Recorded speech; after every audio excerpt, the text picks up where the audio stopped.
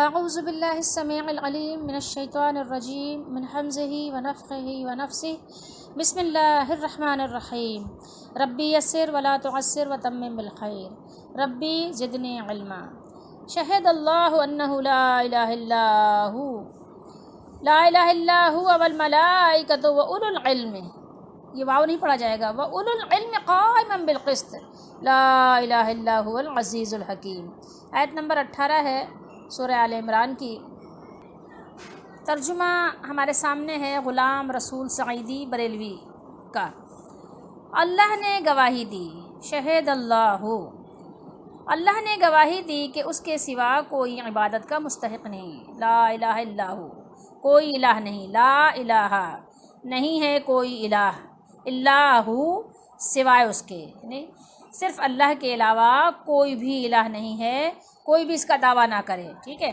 تو کبھی بھی کسی قبر والے سے دعا نہ مانگا کرو، کیونکہ اللہ کے سوا کوئی بھی عبادت کا مستحق نہیں ہے۔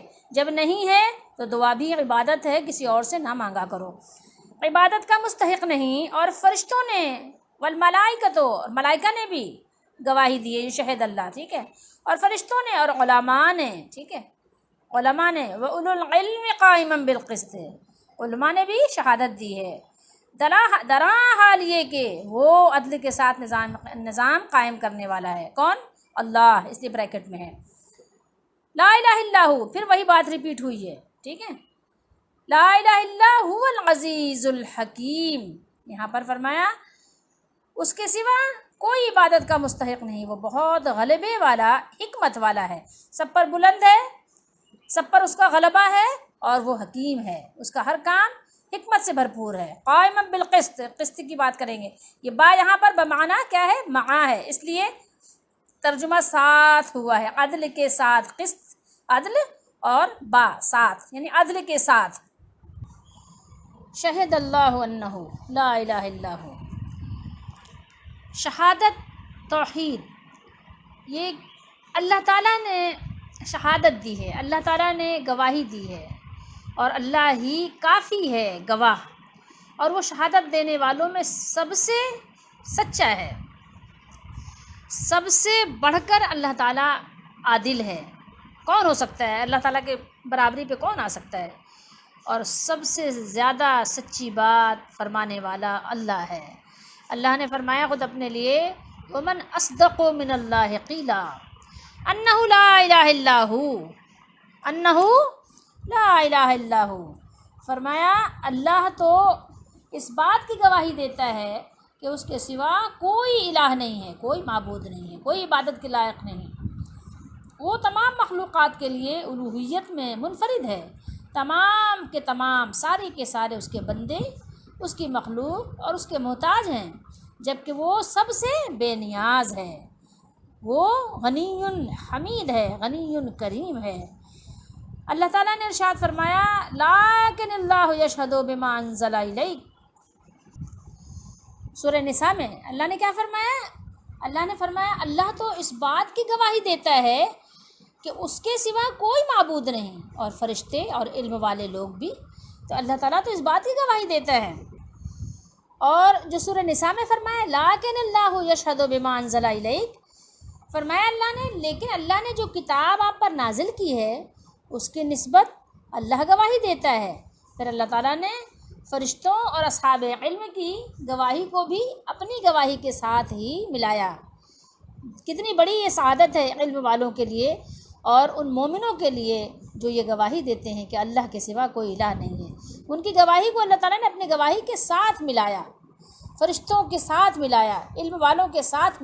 دیکھیے کتنی بڑی یعنی بزرگی ہے ان لوگوں کی جو یہ کہتے ہیں لا الہ الا اللہ، صدق کے ساتھ اور اس پر یقین کے ساتھ، اور اس کے لوازمات کو پورا کرتے ہیں، اور پھر وہ شرک نہیں کرتے، پھر وہ کفر نہیں کرتے۔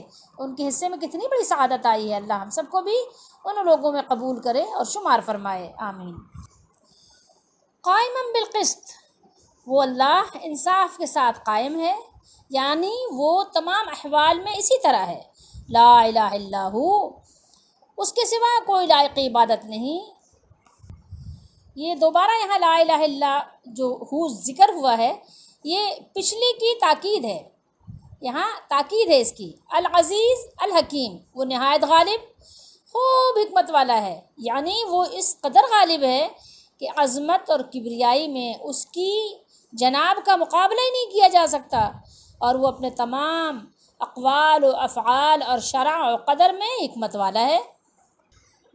شہد اللہ، شہدہ کو کچھ لوگوں نے بمعنی بینا و عالمہ بیان کیا، کہ اس کا مطلب انہوں نے کہ ترجمہ کیا اس کا کہ آگاہ کیا، بیان کیا اور آگاہ کیا، یہ ترجمہ کیا ہے، مطلب یہ شہدہ کا اس طرح سے معنی لے کر آئے ہیں کہ وہ شاہد ہے جو اپنی یقینی علم کے ساتھ آگاہ کرے، یعنی اللہ تعالیٰ نے اپنی مخلوق اور ساری کائنات میں موجود بے شمار دلائل اور نشانیوں کے ساتھ اور اپنے رسولوں کے ذریعے سے پیغام بھیج کر شہادت دی اور آگاہ کیا ہے کہ اس کے سوا کوئی عبادت کے لائق نہیں، اس حال میں کہ وہ اپنی مخلوق کے تمام معاملات اور احوال سے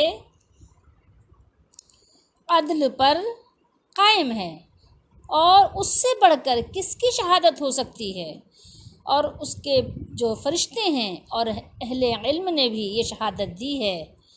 اور پھر اللہ تعالیٰ نے آخر میں وہی دعویٰ لا الہ الا ہو دہرایا، اور اس کی دو مزید دلیلیں اللہ تعالیٰ نے پیش فرمائیں کہ وہ سب پر غالب اور کمال حکمت والا ہے، کوئی اس پر غالب نہیں آ سکتا اور کوئی اس پر غالب ہے بھی نہیں، اور کمال حکمت والا اس کے سوا کوئی نہیں، کوئی ہے تو لاؤ پیش کرو۔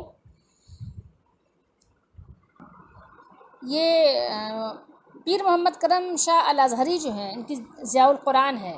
اب میں آپ کو کچھ ان کی یعنی جو انہوں نے اس پر تشریح کی ہے، جو انہوں نے وضاحت پیش کی ہے، وہ ان کی باتیں ہم آپ کو سنانا چاہیں گے۔ وہ فرماتے ہیں کہ دنیا کی سب سے بڑی اور اہم شہادت توحید ہی کی شہادت ہے۔ اللہ تعالیٰ نے خود اپنی وحدانیت کا سب سے یعنی بڑھ کر یعنی وہ گواہ ہے، سب سے بڑی گواہی کس کی ہے؟ اللہ کی ہے۔ یہ ان کی بات میں آپ کو سنا رہی ہوں۔ تو کہہ رہے ہیں کہ اللہ تعالیٰ خود اپنی وحدانیت کا سب سے بڑا گواہ ہے، اس کے علاوہ اس کی جو معصوم مخلوق یعنی فرشتے اور اہل علم اس واضح سچائی کے گواہ ہیں، اس سچائی کے گواہ ہیں۔ اللہ تعالیٰ کی اپنی توحید پر شہادت کے متعلق کہہ رہے ہیں علامہ بیضاوی، وہ فرماتے ہیں کہ اللہ تعالیٰ نے کائنات کی کتاب کے ہر صفحے پر اپنی توحید کے ایسے روشن اور اٹل دلائل ثبت فرما دیے ہیں جن سے کوئی صاحب عقل سلیم انکار نہیں کر سکتا، اور اس کے علاوہ اس نے اپنی کتابوں میں توحید کے مسئلے کو یوں مدلل بیان فرمایا ہے کہ شک و شبے کی گنجائش ہی باقی نہیں رہتی۔ قرآن کریم ہر مناسب موقع پر علم کی عظمت اور اہل علم کی شان بیان کر کے اپنے ماننے والوں کو علم حاصل کرنے کی رغبت دلاتا ہے۔ یہاں بھی توحید کے گواہوں میں اہل علم کا شمار کر کے ان کی عزت افزائی فرما دی گئی ہے۔ اس کے بعد مصنف نے کچھ اس کے نحوی ترکیب بیان کی ہے قائما بالقسط کی، جو اللہ نے بیان کیا نا قائما بالقسط، تو کچھ اس کی نحوی ترکیب بیان کے بعد انہوں نے مطلب یہ کیا یہاں بن رہا ہے، حال بن رہا ہے، ذوالحال جو بھی، اس کے بعد انہوں نے کہا کہ سب گواہوں نے اس کی وحدانیت کی بھی گواہی دی، کس کی؟ اللہ تعالیٰ کی، ٹھیک ہے، اور اس کے ساتھ اس کے عدل و انصاف کی بھی شہادت دی ہے کہ اللہ تعالیٰ سے بڑھ کر کسی کا نہ عدل ہو سکتا ہے نہ انصاف ہو سکتا ہے۔ یہ بیضاوی کے حوالے سے نا، میں نے بتایا نا کہ علامہ بیضاوی کے حوالے سے انہوں نے بیان کیا ہے۔ اور پھر اس کے بعد کہا کہ اللہ تعالیٰ کا عدل و انصاف کسی ایک چیز کے ساتھ مخصوص نہیں ہے، بلکہ کائنات کی تخلیق، فطرت کے قواعد کلیہ اور شریعت کے قوانین، غرض یہ کہ ہر وہ چیز جس کو اس سے نسبت ہے وہ اس کے عدل و انصاف کی جیتی جاگتی تصویر ہے۔ یہ میں نے ان کے حوالے سے آپ کو سنایا ہے۔ اب آئیے یہاں دیکھتے ہیں کہ یہاں پر اللہ تعالیٰ نے کتنی شہادتوں کا ذکر فرمایا ہے۔ ایک تو اللہ تعالیٰ نے فرمایا کہ شہد اللہ انہ لا الہ الا ہو، پھر والملائکہ، پھر واولو العلم، ٹھیک ہے، یہ تین گواہیوں کا اللہ تعالیٰ نے یہاں پر تین قسم کی شہادتوں کا ذکر فرمایا ہے۔ 3 قسم کے یعنی یہاں پر وہ پائے جاتے ہیں جو شہادت دیتے ہیں۔ ایک تو خود ذات باری تعالیٰ اللہ تعالیٰ خود ہی ہے، اور دوسرے یہ کہ فرشتے ہیں اس کے، ملائکہ، اور پھر اہل علم اس بات کی گواہی دیتے ہیں۔ اور میں نے اس سے پہلے بھی بات کی تھی کہ سب سے بڑی سچائی، سب سے بڑا سچ یہ ہے کہ آپ اپنے مالک کو پہچانیں اور اس کی گواہی دیں اور اس کی گواہی کو نہ چھپائیں۔ اور دوسری بات تو اس بات کا برملا اظہار کرے کہ اللہ کے سوا کوئی الہ نہیں ہے، طاغوت کا انکار بھی کرے۔ لا الہ ہم پڑھتے ہیں، لا الہ، سب سے پہلے ہم تمام الہوں کا انکار کر دیتے ہیں، جتنے بھی طاغوتی نظام سب کا انکار کرتے ہیں، پھر حرف استثناء اللہ لا کر پھر ہم کہتے ہیں اللہ، الا اللہ، ٹھیک ہے، یا اللہ ہوا جیسے ہے کہ وہ، یہ بھی ضمیر کی صورت میں۔ تو اب یہ کہ سب سے پہلے تو اللہ تعالیٰ نے، رب العالمین نے خود گواہی دی کہ اس کی شہادت ہے، اور پھر اس کے بعد دوسرے اس کے فرشتوں کی شہادت ہے، تیسرے اہل علم کی، ٹھیک ہے۔ تو اللہ تعالیٰ کی شہادت تو بطور مجاز ہے، یعنی مراد یہ ہے کہ اللہ تعالیٰ جل شانہ کی ذات و صفات اور اس کے تمام مظاہر اور اس کی مصنوعات اللہ تعالیٰ کی توحید کی کھلی نشانیاں ہیں، ٹھیک ہے۔ جیسے کہ آپ کہیے کہ بہر سو جلوے دلدار دیدم، بہر چیزے جمال یار دیدم، یعنی ہر طرف، ہر چیز میں، ہر شے میں اللہ کا جلوہ نظر آ رہا ہے تو کوئی اس کو بنانے والا۔ ایک پھول بھی ہے نا تو پتہ دیتا ہے کہ ہے نا کوئی میرا بنانے والا، میرے اندر خوشبو پیدا کرنے والا۔ یہ گھاس بھی بیان کر رہی ہے اللہ کی تسبیح کہ ہے میرا کوئی مالک ہے، کوئی میرا معبود ہے جس نے مجھے تخلیق کیا ہے۔ تو ہر چیز سے یعنی یہ گواہی کی آواز، صدا آ رہی ہے، یہ ایک مالک ہے اور ایک ہی ہے، تو اسی لیے اسی کا، صرف اور صرف اسی کا حق ہے کہ اس کی عبادت کی جائے اور بس۔ تو یہ سب سے پہلی گواہی تو خود اللہ تعالیٰ نے اس کی دی ہے کہ اس کے سوا کوئی الہ نہیں ہے، مان لو، تو ہم اس کی گواہی کو مانتے ہیں اور ہم سچا بتاتے ہیں کہ سچا، بے شک اللہ کا بیان سچا ہے، اللہ کا فرمان سچا ہے۔ تو اس کے علاوہ اس کی طرف سے بھیجے ہوئے رسولوں نے، رسول علیہ الصلاۃ والسلام اور کتابیں بھی اس کی توحید پر شاہد ہیں۔ آپ پڑھیں نا قرآن کو، ہم قرآن مانتے ہیں تو لوگ، بہت سے لوگ نعوذ باللہ استغفر اللہ کہتے ہیں آپ کے پاس دلیل کیا ہے؟ قرآن خود دلیل ہے ہمارے لیے، قرآن خود اپنی ذات میں دلیل ہے، آپ کھولیں اس کو، یہ خود دلیل ہے، یہ برہان ہے قرآن، ٹھیک ہے۔ آپ کی پیدائش سے لے کے آپ کی موت تک، پیدائش سے پہلے کے سے لے کر موت کے بعد تک کے تمام حالات قرآن نے ذکر کیے ہیں۔ اور یہ کتاب بھی اور انبیاء علیہم الصلاۃ والسلام بھی، یہ سب کچھ کس کی طرف سے ہے؟ حق تعالیٰ کی طرف سے، اللہ کی طرف سے ہے۔ تو یہ کتاب بار بار اعلان کر رہی ہے کہ اس کے سوا کوئی عبادت کے لائق نہیں ہے، ٹھیک ہے۔ اور یہ پچھلی کتابوں کی بھی تصدیق کر رہی ہے، پچھلے انبیاء کی بھی تصدیق کر رہی ہے، اور خاتم الانبیاء علیہم الصلاۃ والسلام صلی اللہ علیہ وسلم کی بھی گواہی دے رہی ہے۔ تو اور دوسری شہادت کس کی ہے؟ فرشتوں کی ہے، وہ ذکر کی اللہ تعالیٰ نے یہاں پہ کہ جو اللہ تعالیٰ کے مقرب اور اس کے امور کے اہلکار ہیں، وہ سب کچھ جان کر اور دیکھ کر شہادت دیتے ہیں کہ لائق عبادت اللہ تعالیٰ جل شانہ کے سوا کوئی بھی نہیں ہے، کسی کے اندر یہ قابلیت نہیں ہے، صرف اور صرف ایک وحدہ لا شریک ہے، اور وہی ہے اس بات کا حق رکھتا کہ اسی کی عبادت کی جائے، اسی سے مانگا جائے، اسی کے سامنے خشوع اور عاجزی کی جائے، اور اسی کے سامنے اپنی محتاجگی بیان کی جائے، اسی کے سامنے جھکا جائے، اسی سے امید لگائی جائے، اسی سے ڈرا جائے، اسی سے مانگا جائے۔ تو یہ صرف اور صرف اللہ کا حق ہے، اور اللہ کا حق کسی کو نہیں دینا چاہیے، اسی سے منت مانی جائے، اسی سے مرادیں مانگی جائیں، تو یہ حق صرف اللہ کا ہے۔ اور یہ ایک ایک آیت اعلان کر رہی ہے لا الہ الا اللہ، لا الہ الا ہو۔ اور پھر تیسری شہادت اللہ تعالیٰ نے یہاں ذکر فرمائی وہ اولو العلم، ٹھیک ہے۔ یہ تیسری شہادت اللہ تعالیٰ نے یہاں بیان فرمایا کہ اہل علم بھی اس بات کی گواہی دیتے ہیں کہ اللہ کے سوا کوئی الہ نہیں ہے۔ تو سب سے پہلے گواہی دینے والے کون ہیں؟ انشاءاللہ اس کے بعد ہم اس کی پوری تفصیل پڑھیں گے، لیکن ابھی اتنی بات جان لیجئے کہ انبیاء علیہم الصلاۃ والسلام سب سے پہلے، وہ اپنی قوم سے پہلے اس بات کی گواہی دیتے ہیں، اور پھر اس کے بعد علماء وغیرہ ہیں، پھر عام لوگ، تمام لوگ ہی ہیں۔ علماء میں بھی ظاہر قسمیں ہوتی ہیں، قسمیں سے مرادی ظاہر کوئی زیادہ عارف ہوتا ہے، کوئی زیادہ جاننے والا ہوتا ہے، کوئی کم درجے کا جاننے والا ہوتا ہے۔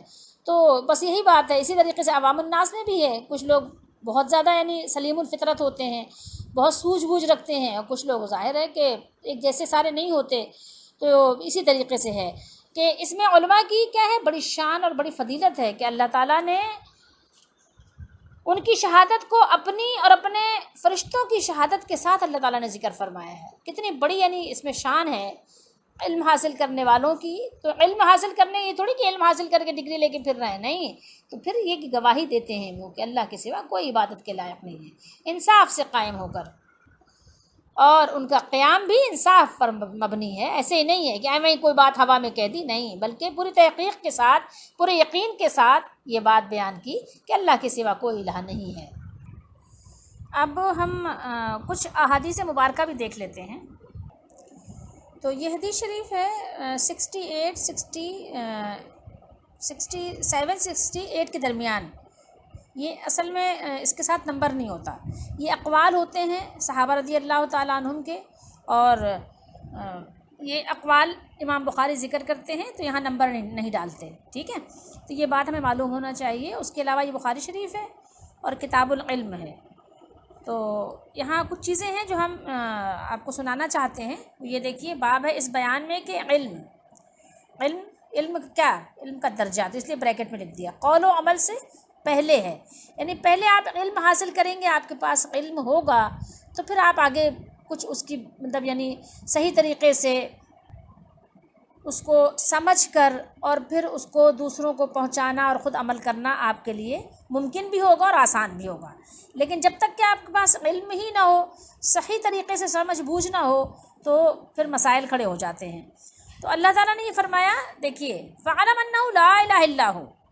ٹھیک ہے، تو فرمایا اس لیے کہ اللہ تعالیٰ کا ارشاد ہے فَعْلَمْ أَنَّهُ لَا إِلَهَ إِلَّا هُوَ، آپ جان لیجئے کہ اللہ کے سوا کوئی عبادت کے لائق نہیں ہے. تو گویا اللہ تعالیٰ نے علم سے ابتدا فرمائی. اور حدیث میں ہے کہ علماء انبیاء کے وارث ہیں، وَأَنَّ الْعُلَمَاءَ هُمْ وَرَثَةُ الْأَنْبِيَاءِ. ٹھیک ہے، علماء جو ہیں کس کے وارث ہیں؟ انبیاء علیہ السلام کے وارث ہیں. اور پیغمبروں نے یعنی انبیاء نے علم ہی کا ورثہ چھوڑا ہے، وہ تو اور چیز نہیں چھوڑتے نا، سونا چاندی تو چھوڑتے نہیں ہیں. پھر جس نے علم حاصل کیا اس نے کیا کیا؟ دولت کی بہت بڑی مقدار حاصل کر لی. ٹھیک ہے، علمی دولت کی بہت بڑی مقدار حاصل کر لی. اور جو شخص کسی راستے پر حصول علم کے لیے چلے، اللہ تعالیٰ اس کے لیے جنت کی راہ آسان کر دیتا ہے. اور اللہ تعالیٰ نے فرمایا کہ اللہ سے اس کے وہی بندے ڈرتے ہیں جو علم والے ہیں، یعنی جن کے پاس خالص علم ہے. خالص علم سے مراد یہ ہے کہ جو تقویٰ رکھتے ہیں، ٹھیک ہے، جو قرآن و حدیث کا علم رکھتے ہیں تو وہ اللہ سے ڈرتے ہیں. باقی بہت سارے علم والے آپ کو ایسے بھی ملیں گے بہرحال. اور دوسری جگہ فرمایا اور اس کو عالموں کے سوا کوئی نہیں سمجھتا. ٹھیک ہے، اور فرمایا اور ان لوگوں یعنی کافروں نے کہا اگر ہم سنتے یا عقل رکھتے تو جہنمی نہ ہوتے. انہوں نے کہیں گے نا کافر، وقالوا لو كنا نسمع ونعقل ما كنا في اصحاب السعير، جو سورہ ملک میں ہم روزانہ تلاوت کرتے ہیں. اور پھر فرمایا کیا علم والے اور جاہل برابر ہیں؟ قرآن مجید کی آیات یہاں پر بیان کی امام بخاری نے. هل يستوي الذين يعلمون والذين لا يعلمون، نہیں، ہرگز برابر نہیں ہے. برابر کیسے ہو سکتے ہیں؟ کیا وہ برابر ہیں؟ نہیں، برابر تو نہیں ہے. اچھا، اور رسول اللہ صلی اللہ علیہ وسلم نے فرمایا جس شخص کے ساتھ اللہ بھلائی کرنا چاہتا ہے تو اسے دین کی سمجھ عنایت فرما دیتا ہے. اور علم تو سیکھنے ہی سے آتا ہے. علم کیسے آتا ہے؟ سیکھنے سے آتا ہے. ٹھیک ہے، آپ کو معلوم ہونا چاہیے علم سیکھنے سے آتا ہے. حدیث شریف ہے. بہت سے لوگ کہتے ہیں نا کہ وہ سینے پہ ہاتھ مار کر علم آ جاتا ہے. کیسے آ جاتا ہے؟ جب اللہ کے نبی نے جو بات فرمائی ہم اس کو مانیں، یا ہم بعد والوں کی اپنے بنائے ہوئے بزرگوں کی بات مان لیں، جو لوگوں نے بنا دیا ان کو بزرگی کا لقب اور القاب ان کو دے دیے تو ان کی بات مانیں. اور حضرت ابو ذر غفاری رضی اللہ تعالیٰ عنہ کا ارشاد ہے کہ اگر تم اس پر تلوار رکھ دو، اگر تم اس پر تلوار رکھ دو، اور اپنی گردن کی طرف اشارہ کیا، یعنی اپنی گردن پہ کہنے کہ اگر تم اس پر تلوار رکھ دو اور اپنی گردن کی طرف اشارہ کیا، اور مجھے گمان ہوا کہ میں نے نبی کریم صلی اللہ علیہ وسلم سے جو ایک کلمہ سنا ہے گردن کٹنے سے پہلے بیان کر سکوں گا تو یقیناً اسے بیان کر ہی دوں گا. اور نبی کریم صلی اللہ علیہ وسلم کا فرمان ہے کہ حاضر کو چاہیے کہ میری بات غائب کو پہنچا دے، یعنی جو آپ صلی اللہ علیہ وسلم کے سامنے موجود ہیں ان کو چاہیے کہ جو وہاں موجود نہیں ان کو پہنچا دے، ٹھیک ہے، لیبلغ الشاہد الغائب۔ اور حضرت ابن عباس رضی اللہ تعالیٰ عنہما نے کہا ہے کہ آیت کونوا ربانیین سے مراد حکماء اور علماء اور فقہا ہیں، اور ربانی اس شخص کو کہا جاتا ہے جو بڑے مسائل سے پہلے چھوٹے مسائل سمجھا کر لوگوں کی تربیت کرے، یعنی علمی تربیت کرے، اس لیے اس کو بریکٹ میں کر دیا۔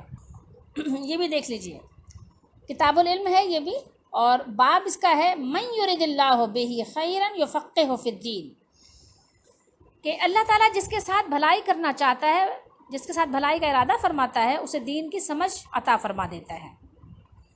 حدیث نمبر 71 ہے، اور یہ دیکھیے اس کے راوی ہیں عبد الرحمن نے کہا کہ میں نے معاویہ، حضرت معاویہ رضی اللہ تعالیٰ عنہ سے سنا، وہ خطبہ میں فرما رہے تھے، اس کے راوی حضرت امیر معاویہ رضی اللہ تعالیٰ عنہ ہیں، کہ میں نے رسول اللہ صلی اللہ علیہ وسلم کو یہ فرماتے ہوئے سنا کہ جس شخص کے ساتھ اللہ تعالیٰ بھلائی کا ارادہ کرے اسے دین کی سمجھ عنایت فرما دیتا ہے، اور میں تو محض تقسیم کرنے والا ہوں، دینے والا تو اللہ ہی ہے، اور یہ امت ہمیشہ اللہ کے حکم پر قائم رہے گی، اور جو شخص ان کی مخالفت کرے گا انہیں نقصان نہیں پہنچا سکے گا یہاں تک کہ اللہ کا حکم یعنی قیامت آ جائے اور یہ عالم فنا ہو جائے، ٹھیک ہے، یعنی ایک گروہ ایسا ہوگا، ایک طائفہ ایسا ہوگا جو قیامت تک دین اسلام کو مضبوطی سے تھامے رہے گا، قرآن و سنت کو تھامے رہے گا، اور لوگ اس کو نقصان پہنچانے کی کوشش کریں گے لیکن اس کو دین سے ادھر سے ادھر نہیں کر سکیں گے۔ یہاں بہت ساری احادیث ہیں، کتاب الایمان میں بھی ہے ایمان بچانے کے لیے کہ عنقریب ایسا وقت آئے گا کہ وہ ایک وادی سے دوسری وادی، ایک پہاڑ سے دوسری پہاڑ انہیں بھاگتا پھرے اپنا ایمان بچانے کے لیے۔ اب آپ خود ہی سوچ سکتے ہیں کہ کتنے ایمان والے رہ جائیں گے، کتنے لوگوں کے اندر یہ سکت ہے کہ وہ بھاگتے رہیں ایک بکری لے کر بارش کی جگہوں پہ اور وادیوں میں ادھر ادھر، کہ بکری بھی ان کا کچھ کھائے پیے اور کچھ دودھ دے کہ وہ بھی کھا لیں، جنگلوں سے ان کو بھی کچھ مل جائے، جنگلی پھل سبزی وغیرہ تو وہ بھی کھا لیں، تو اس طرح اپنا وہ ایمان بچا سکیں، یا درختوں کی جڑی چبا لیں۔ تو یہ بھی گزرا ہے اس سے پہلے کتاب الایمان میں بہت ساری احادیث ہیں۔ تو بہرحال یہاں پر دیکھیے کہ رسول اللہ صلی اللہ علیہ وسلم کی حدیث، یہ میں نے یہاں پر احادیث آپ کو اس لیے سنائی کہ ہم نے پڑھا تھا کہ ایمان والوں نے شہد اللہ انہ لا الہ الا ہو والملائکۃ واولو العلم قائما بالقسط، تو اسی آیت کے تحت ہم نے کچھ احادیث نے کہا کہ اس میں پڑھ لیتے ہیں، کس وجہ سے کہ یہ ہے اصل میں علماء کی یہاں پہ تعریف ہوئی ہے، تو علم ہمیں سیکھنا ہے، علم حاصل کرنا ہے، علم کے فوائد جاننا ہے اور اس کے ثمرات سمجھنا ہے۔ تو اب آپ دیکھیں من یرد اللہ بہ خیرا یفقہہ فی الدین وانما انا قاسم واللہ یعطی، تو آپ نے اتنا جو یہ اس کا وہ ہے نا حصہ، یہ اتنا ٹکڑا تو آپ نے بہت سنا ہوگا، ٹھیک ہے، انا قاسم واللہ یعطی، ٹھیک ہے، یہ بھی بلکہ نہیں پڑھتے، وانما یہ بھی نہیں پڑھتے بلکہ پڑھتے انا قاسم واللہ یعطی، ٹھیک ہے، ولن تزال هذه الامه قائمه على امر الله لا يضرهم من خالفهم حتى ياتي امر اللہ، ٹھیک ہے، یہ میں نے آپ کو ترجمہ سنا دیا ہے۔ تو آپ صلی اللہ علیہ وسلم نے یہاں کیا فرمایا کہ اللہ تعالیٰ عطا فرماتا ہے اور میں ہوں تقسیم کرنے والا، میرا کام صرف تقسیم کرنا ہے۔ انما کا اگر آپ ترجمہ کریں گے کلمہ حصر ہے، تو یہاں پر ہوگا میرا کام کیا ہے، صرف تقسیم کرنا ہے۔ عطا فرمانے والی ذات کون ہے؟ اللہ کی، واللہ یعطی، عطا وہ فرماتا ہے اور میں تقسیم کرنے، انا قاسم، میں تقسیم کرنے والا ہوں، میں بانٹنے والا ہوں۔ اب آپ ذرا غور کیجئے گا، قرآن کس نے سکھایا؟ اللہ کے نبی صلی اللہ علیہ وسلم نے۔ احادیث کس نے سکھائیں؟ اللہ کے نبی صلی اللہ علیہ وسلم نے۔ اب آپ گنتے جائیے، سونا، جاگنا، اٹھنا، بیٹھنا، کھانا، پینا، نکاح، بچوں کی پرورش، ان کو دین کی باتیں، حج، نماز، زکوٰۃ، روزہ، ساری چیزیں، صدقہ، خیرات، ماں باپ کے ساتھ بھلائی، دین کی ساری باتیں کس نے سکھائیں، کس نے بانٹی، کس نے تقسیم کی؟ اللہ کے نبی صلی اللہ علیہ وسلم نے۔ اس کے علاوہ بھی کوئی ہے؟ جب دنیا کی بات آئی تو آپ نے کیا فرمایا کہ انتم عالم بامور دنیاکم، تم اپنی دنیا کو بہتر جانتے ہو، تم اپنی دنیا میں جیسے چاہے کرو، چاہے لاؤڈ اسپیکر پہ تم اذان دو اور چاہے بغیر لاؤڈ اسپیکر کے اذان دو، اس سے کوئی مسئلہ نہیں، مسئلہ اذان دینا ہے، ٹھیک ہے، معاملہ کیا ہے، اصل بات ہے اذان دینا، وہ آپ کی مرضی ہے، چبوترے پہ کھڑے ہو کے اذان دو، دور تک آواز پہنچے، یا یہ کہ آپ اندر اذان، مطلب آپ کی مرضی ہے، ٹھیک ہے، کسی کمرے میں کھڑے ہو کے اذان دے دو، یہ مسئلہ نہیں ہے، مسئلہ ہے کیا، اذان دینا ہے، بات پہنچانی ہے۔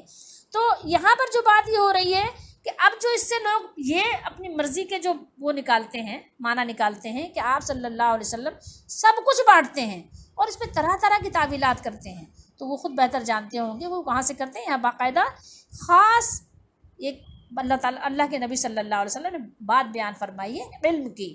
اچھا، ایک صاحب سے میں نے سنا بریلوی سے، کہنے لگے کہ آپ یہ بتائیے کہ جب اللہ تعالیٰ نعوذ باللہ استغفر اللہ کیا صرف علم دینے پر قادر ہے؟ مطلب یعنی کیا مال دینے پہ قادر نہیں؟ بھائی یہاں قادر کی بات کہاں سے آ گئی؟ جو اللہ نے دیا ہے، جو صاف قرآن و حدیث کے موافق بات ہے اس کو مانیے نا۔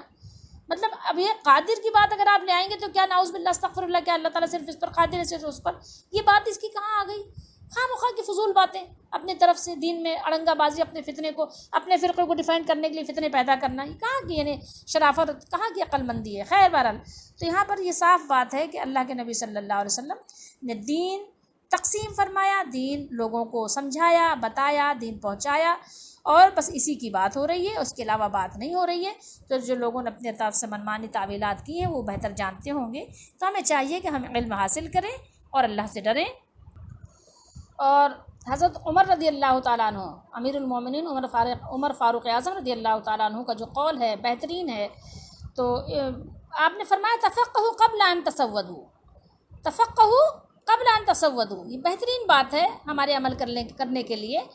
فرمایا کہ سردار بننے سے پہلے سمجھدار بنو، سردار بننے سے پہلے، سرداری حاصل کرنے سے پہلے کیا حاصل کرو؟ سمجھداری حاصل کرو، ٹھیک ہے۔ اور فرمایا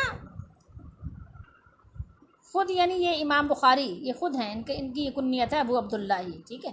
یہ فرماتے ہیں وَبَعْدَ أَن تُسَوَّدُوا وَقَدْ تَعَلَّمَ أَصْحَابُ النَّبِيِّ صلی اللہ علیہ وسلم بَعْدَ كِبَرِ سِنِّهِمْ، کیا بات کہہ رہے ہیں امام بخاری خود؟ یہ کہہ رہے ہیں اور سردار بنائے جانے کے بعد بھی علم حاصل کرو۔ سردار عمر رضی اللہ تعالیٰ عنہ اس قول کے جواب میں امام بخاری نے کہا، عمر فاروق اعظم رضی اللہ تعالیٰ عنہ نے فرمایا کہ پہلے سمجھدار بنو پھر سردار بنو، تاکہ سرداری کو صحیح سے اس کو نبھا تو سکو۔ ایسے سردار بن کے بیٹھ جاؤ گے تو ظلم و زیادتی اور الٹی سیدھی حرکتیں کرو گے۔ تو امام بخاری فرما رہے ہیں کہ اس کے بعد بھی جب تم سردار بنا بھی دیے جاؤ، پھر بھی کیا کرو؟ پھر بھی علم حاصل کرو۔ اور کہہ رہے ہیں کہ نبی کریم صلی اللہ تعالیٰ علیہ وآلہ وسلم کے جو صحابہ تھے انہوں نے کیا کیا؟ انہوں نے یعنی جیسے ہو جاتا ہے نا، ایک عمر ہو جاتی ہے نا کہ جب انسان ضعیف ہو جاتا ہے، کبر سنی جس کو کہتے ہیں، تو اس وقت انہوں نے علم حاصل کیا، یعنی بڑھاپے میں، ٹھیک ہے۔ حالت ضعیفی میں صحابہ کرام رضی اللہ تعالیٰ عنہ نے بڑھاپے میں دین سیکھا، دین کا علم حاصل کیا۔ تو اس لیے ہمیں بھی چاہیے کہ ہم دین کی سوجھ بوجھ حاصل کریں، اپنی طرف سے دین میں باتیں کرنے سے اپنے آپ کو بچانا چاہیے، ٹھیک ہے۔ فضول باتوں سے بھی بچانا چاہیے اور اپنی طرف سے دین میں باتیں کرنے سے بھی بچانا چاہیے۔ اور خواہ مخواہ کے ایک حدیث شریف پڑھ کے اس سے یہ ثابت ہوتا ہے اور یہ مسئلہ نکلتا ہے، یہ بھی نہیں کرنا چاہیے۔ جو قرآن کے موافق ہو اس کے حساب سے جو ہے آپ اس کی جو ہے اصلاح کرنے کی کوشش کریں، کہ کہیں ایسا نہ ہو کہ ہم ایک چیز کو بتانے میں دوسری چیز کا کہیں اس کو ہم آگے پیچھے کر دیں، کبھی قرآن کی آیت یا دوسری صحیح حدیث کو۔ تو اس لیے یہ سب چیزیں سمجھنا بہت ضروری ہے ہمارے لیے۔ اللہم انی اسألک من فضلک، اللہم انی اسألک من فضلک، اللہم انی اسألک من فضلک۔ اے اللہ میں آپ سے آپ کے فضل کا سوال کرتی ہوں، اللہ مجھے دنیا اور آخرت میں اپنا فضل عطا فرما اور ہمارے گناہوں کو معاف فرما۔